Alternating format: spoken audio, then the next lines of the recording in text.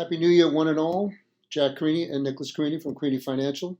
I want to thank IMES for allowing us to take a minute of your time to talk about what we've done in 2020 and possibly what's going to happen in 2021. At the end of each year, we sit down and we look back upon that year and we say, did we achieve and did we succeed in what we planned to do for that past year or the future year? And did we get done what we promised our clients? Why do we constantly ask that question? Because we live by three rules: client service, client correspondence, and client trust. Let me explain.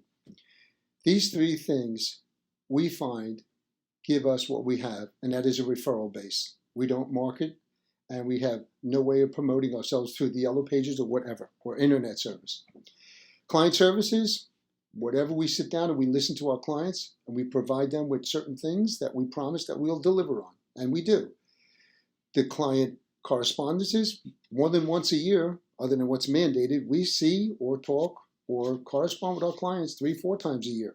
And many a time we get a referral base from that. The client trust comes when they do send us referrals that we don't even know where they came from. Just because we've done what we said to our clients, we've given them the correspondence, and they wound up trusting us. And for 20, 30 years, we've been getting our referral base. And it comes from listening. Always listen. Never go in with a premonition that you know what's best for your client until you ask the questions. It's very important to ask a question, but it's more important to listen.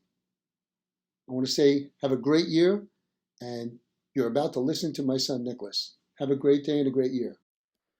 Hi everyone, I hope you're all doing well. I am humbled by and thankful to IMES for asking my dad and I to say a few words. My hope is that you get one or two takeaways from this to apply to your businesses. One thing I've learned since partnering with IMES is that it comes with the whole extended family. If you're new to IMES, you'll soon know what that means. I know that some things we do in our practice do not necessarily, travel over to certain demographics, but others remain true no matter where you're located. So, getting licensed at 18 years old in life and annuity and working mainly with retirees means that my average client was about 65 years old. Most 65-year-olds do not want to hear anything about retirement from an 18-year-old. So I had to take it upon myself to figure out a way that I could show value to those people. The first way I did this was to always be diligent and timely. If I couldn't have the experience my dad had, at least not yet, I needed another way. I needed to be efficient. If a client called or emailed and asked me for something, I answered them right away. Soon word traveled around to our existing and new client base, and people started asking me for things that they would typically ask my dad. Sure, a lot of the time in the beginning it was busy work, like what's my account worth, or, can I get some money out of it? But now it applies to everything.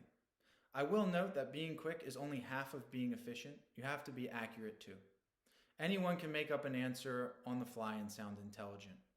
This can get you into some serious trouble, especially in an industry as regulated as ours. I didn't always have the answers. I still today, I don't know everything. So when a question comes that I don't know the answer to, I always say to the client, that's a great question.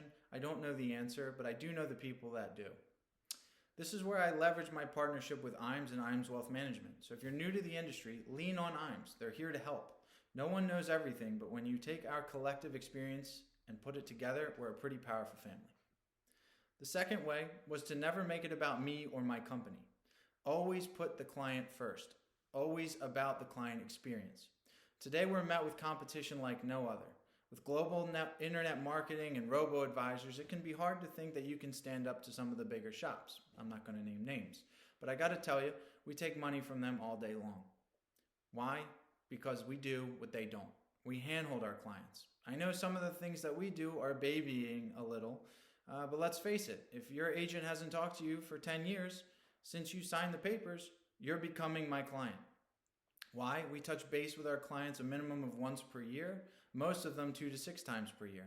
Whether you're seeing them face-to-face, email, letters, etc., phone call, just touching base with those clients, okay? We listen. We practice the 2 ears, 1 mouth approach. When you listen to what your client is telling or asking you, you can think clearly about what they need. Remember, always put the client first. Don't worry about what you're going to say next. Just listen.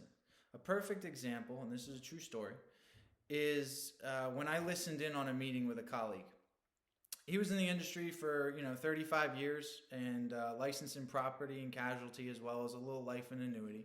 And I was in the industry for 2 years, but my 2 years were learning and working side by side with my dad, and he was teaching me what to listen for. Um, so this prospective client, needed a home and auto bundle, maybe a $25 property and casualty sale. And as the meeting went on, the prospective client started opening up about her retirement and said that she had $400,000 in a 401k plan and she was about to retire in a year and had no idea, what to do. It wasn't my meeting. I was just sitting there listening. It wasn't my client. So, I just sat there and red flags, and bells are going off in my head. But like I said, as it wasn't my meeting, I didn't pipe up. And that client left the office and my colleague made, a $25 property and casualty sale. All he knew how to hear was that PNC sale, that property and casualty home and auto bundle. I asked him later why he didn't bring up the retirement. He said, "What retirement issue?" I said, "Why didn't you press the 400,000? Never offered any guidance or advice. They're reaching out, asking for help, and you didn't give it to him." It's safe to say that he's no longer in the life and annuity business. So learn how to listen and what to listen for. This small thing can make you more profitable. The last thing that I think makes us successful year over year is our commitment to our clients' planning. This is the part I believe we get the most referrals from. I think this part also applies to agents who may have been in the industry for a little bit, and it's twofold. The first one is we, as professionals, when we start learning products inside and out, we know what they are. So whether somebody talked to you on the phone and you got a little bit of the information before you actually went into the meeting or not, you don't want to start putting planning in place in your head before you even got into the meeting and listened to what the clients had to say. Yeah, sure, that client might go into company A and company B, but they don't know who they are. They don't know who the players are, what role they play. And so sometimes we speak, 10 steps ahead where the money's probably going to go because we forgot how to have the patience to explain step by step, like we did when we started out, to these clients to make them feel comfortable with everything moving forward. Okay, that's the first part. And the second part is, start going back to the basics, right? Retirement is scary for people. It's scary enough. We don't have to make it scarier. Don't talk over them on an educational level or in tone. If you speak too fast or you're talking in legalese, I guarantee you're wasting your time and theirs. Okay, it's going way over their head. And if you speak to that person in that language and it doesn't get grasped and they start giving you that blank stare, you've lost them. They're going to walk out, and even if you made the sale, the person that walked out of your office with that blank stare is going to forget everything you just said, and they're not a client, they're a liability, okay? Instead, if you actually take the time to speak to your audience, break it down into layman's terms, if that's what your audience calls for, so that they can grasp everything that you're giving them. This way, when they leave your office, they leave remembering what you did for them to protect their future. This is what leads to the referral source, okay? I get the client sitting around the VFW, they're a union guy, or maybe they're sitting around the pool deck, and they go, they got a friend that says, "Oh my God, I'm going to retire next year. I have no idea what to do." And they say, "Go see Jack or Nicholas. They set me up. They could set you up too."